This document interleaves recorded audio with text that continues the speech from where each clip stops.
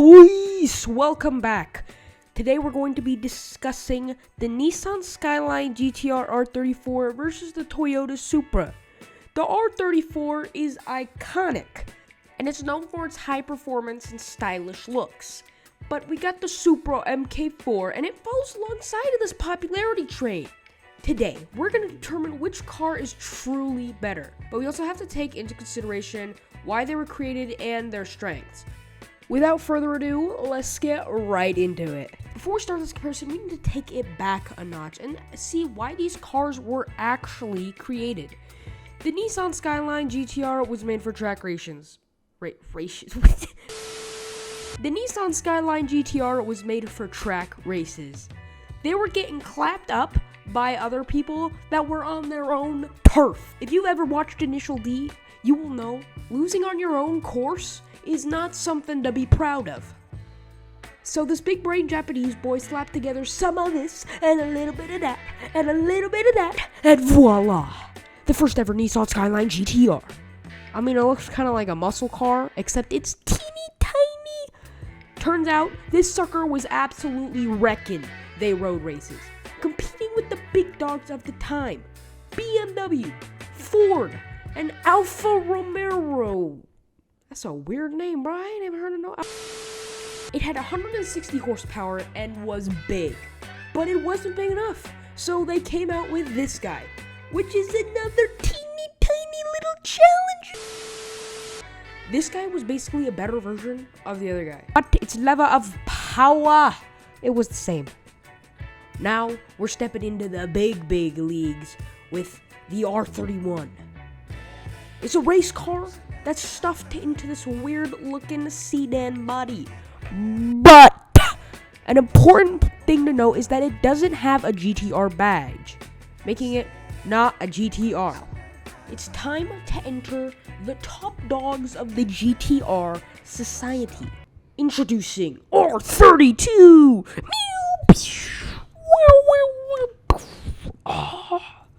The famous R32 GTR.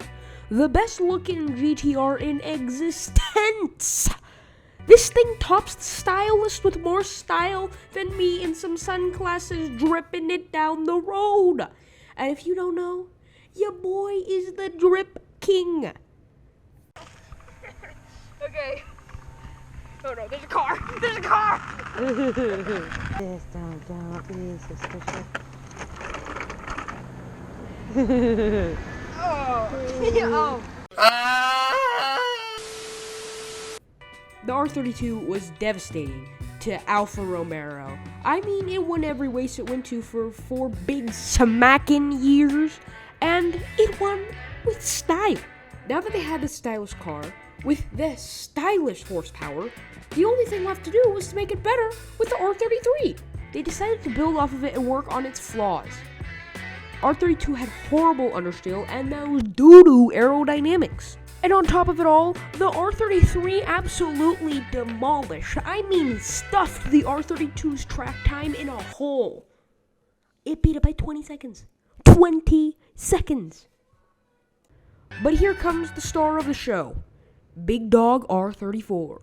The car was heavily popularized by its appearance in the iconic film series Fast and the Furious. This car came off the R33 and was improved in ways like better aerodynamics, an upgraded gearbox, and chassis upgrades.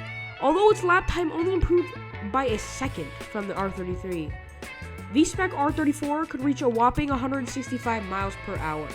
The R34 has 280 horsepower and is the same amount of horsepower that the R32 and the R33 had. Now we are moving on to the Supra! You may have heard statements like, Supra!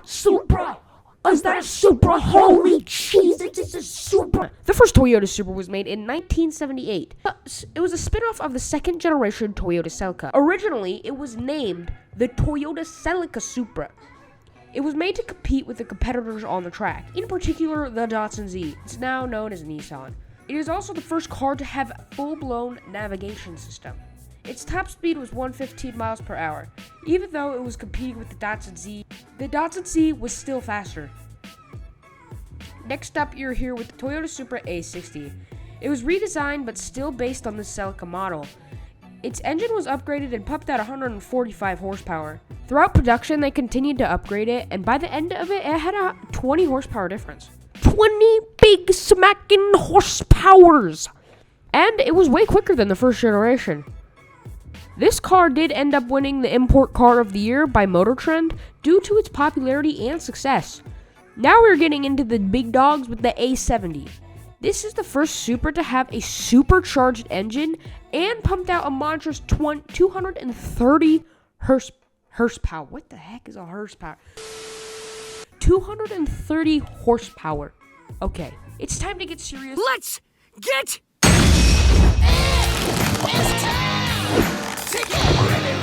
serious as we welcome the 880, or our other star of the show, the MK4. It was redesigned from all of the other Supras to be more serious than the others. It was 200 pounds lighter than the previous A70 model.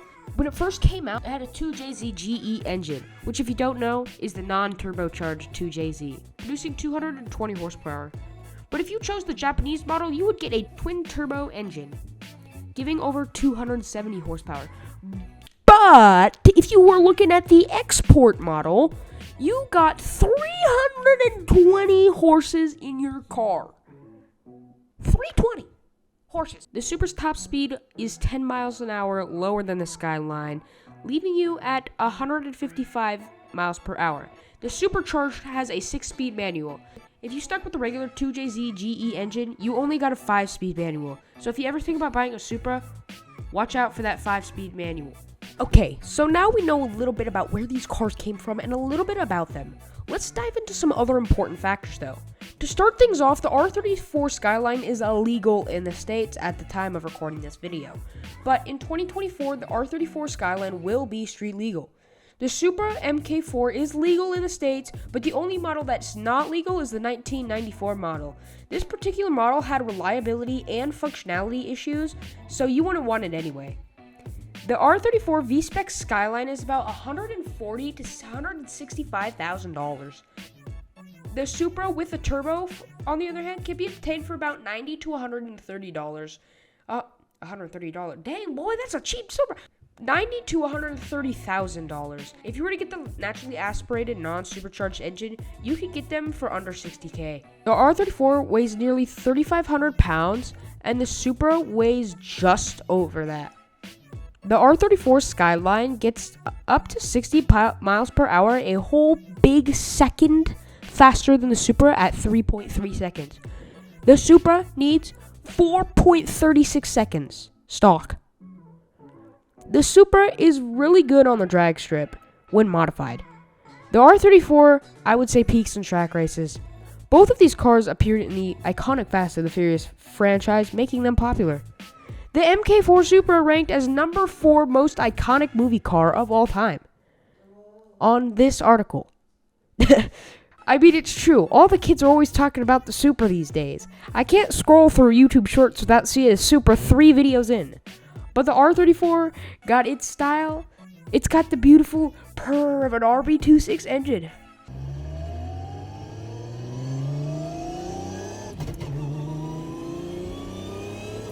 Boys, it's time to decide which car is better. Which can take the spot as the number 1 JDM car? Well, let me tell you.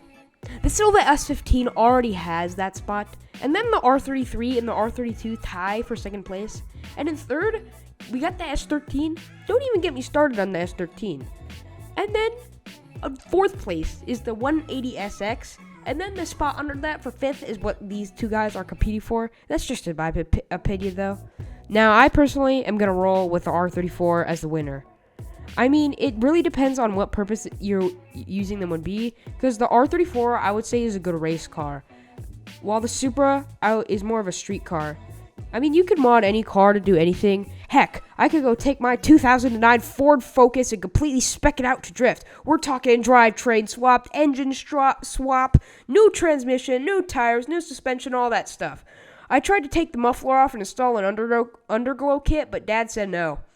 Regardless of that, the R34 wins. But what would you rather have? Which car would you like better? Go ahead and tell me in the comments, or join the Discord server. Regardless of what cars you like, make sure you stay safe out there, and I'll catch you later. suspicious.